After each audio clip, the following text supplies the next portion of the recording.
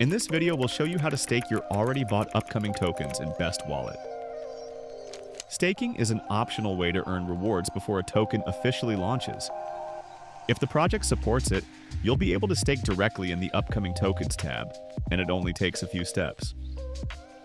To start with, go to the right wallet, then tap on the Upcoming Tokens tab. Find the project you've already bought and tap on it to open the token screen. Then tap Buy.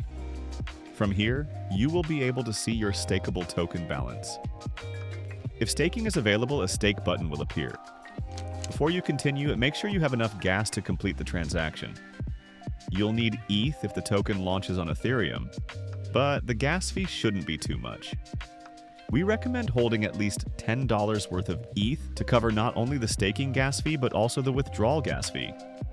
Once you're ready, tap Stake to continue. You'll see a confirmation screen with the amount of tokens you're staking and the estimated gas fee. If everything looks correct, tap Stake again to confirm. It may take a minute to process. Just hang tight. Submitting again could cost you an extra gas fee. Once complete, your tokens will appear in the project's staking dashboard.